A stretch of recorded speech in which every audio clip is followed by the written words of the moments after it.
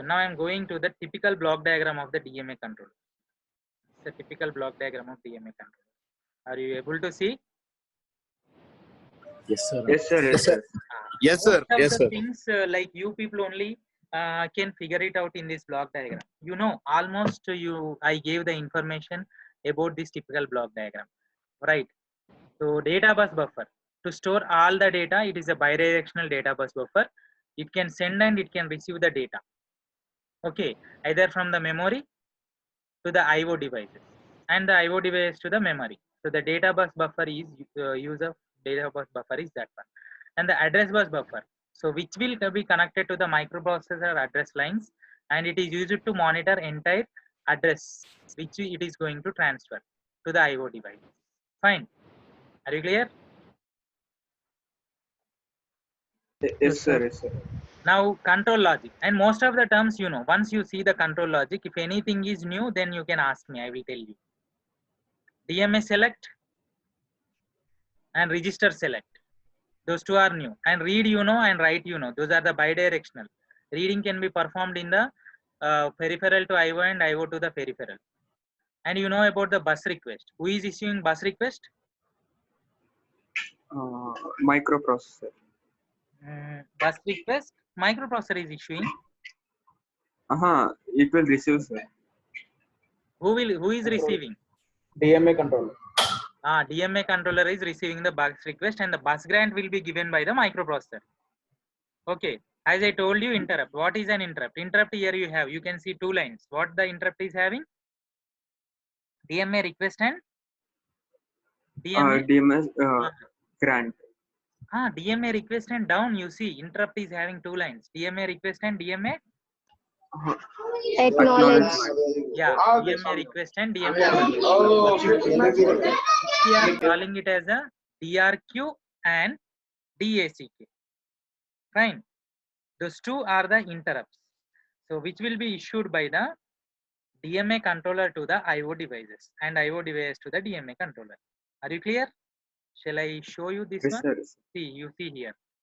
DMA request and DMA acknowledgement is taking place between the DMA controller and the IO devices. And hold acknowledgement will be issued by the processor. Okay, to the DMA controller. So here that thing we have. DMA select means, as I told you, starting 4-channel DMA controller, and we no need to discuss about in detail about this DMA select and the register. Register select is like which register we are using, either the count register or the address register or the control register. So if you want to invoke with the DMA controller, you should put some data into the control register.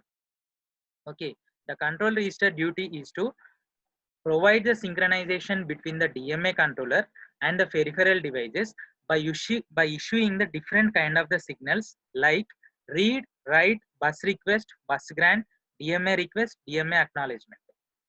Okay, the main duty of the control register is that one, to track the status or to issue the signals. The control register will be used, and you know already address register is for tracking the how many address lines are there and how much data we are sending, and the word count register is for how many bytes of data is transferred between the memory and the peripheral devices.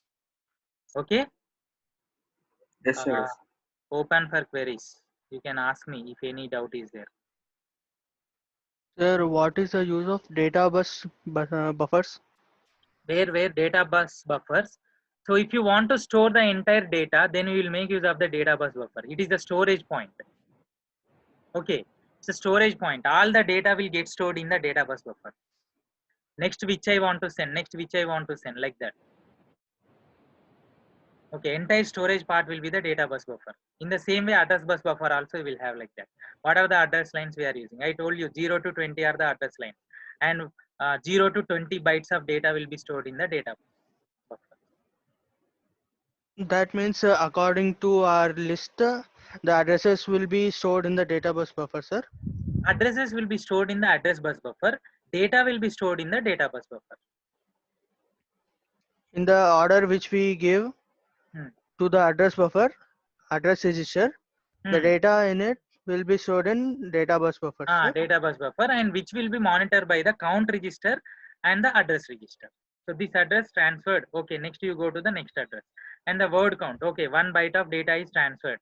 one word is transferred. So that will be deducted from the data bus buffer. Okay, sir. Still, any queries? No, sir. No, sir. Clear with this concept? Yes, sir. Yes, sir. Fine. So this is a long answer question you can expect from this unit. Yesterday I told you one block diagram, that is also one long answer. And you have the 3 block diagrams in this unit. I finished already 2. So one more I am going to explain. So in this unit, so which will be, I will just, and I will brief about the input output process, that is a third block diagram. And you have to work out on that block diagram. And if any further queries are there, we'll discuss in the next class. So input output processor, I will give brief about that. And I already shared all those slides in the Google Classroom. So you can access from this, and I will share this lecture video also in the Google Classroom after finishing the class. Okay. So I'll start that input output processor. You don't have any queries, right? So the 2 questions you can expect from this is explain the DMA controller. Okay, it's a long answer with block diagram. Okay, and what are the different modes of transfers are there in DMA controller? Those are 3 modes. So you know, burst, transparent, and the cycle stable. Okay, and what are the different types of registers are there in DMA controller? Address register, count register, and the control register. Okay, and some questions you can expect from the DMA controller, 2 marks, like what is BR and what is BG? What are they? Bus request and bus request grant. and bus And grant. bus grant. What is DACK and what is DRQ?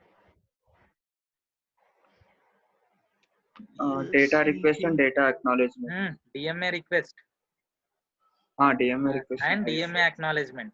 And what is hold and hold Ah, acknowledgement? So which is issued by the DMA controller to give the permission. And what are the buses we are using in this? 3 buses. 3 buses: data, control, address. And what are the possible interrupts in DMA controller? Interrupts. It is on the slide. DMA request and DMA request and DMA acknowledgement. acknowledgement. Perfect. Okay, so I am going to the advantages and disadvantages of the DMA controller. So these are the some of the advantages. The first advantage is what? It is used for high-speed data transfer. Transferring high-speed data. Yes, sir. And it reduces the clock cycles. Which clock cycles? So if you want to transfer the processor clock cycles, it can reduce the clock cycles of the processor as it is under control of the DMA. And same thing, it will reduces the overhead on the processor. Processor need not transfer anything. DMA only will transfer. So it is reducing some of the load on the processor, isn't it? Yes, sir. Yes. And it is a typical unit. I told it is a separate unit we need to place in the circuit, so the cost will incur if you want to do this DMA sub controller separate.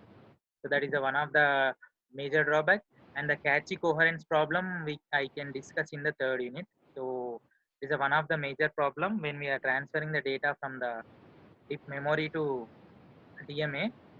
So we need to invoke with some kind of the catchy procedure also. So that I will discuss in the 3rd unit. Okay. So the advantages are 3: speed up the data transmission, reduces the clock cycle, and it as well reduces the burden on the microprocessor.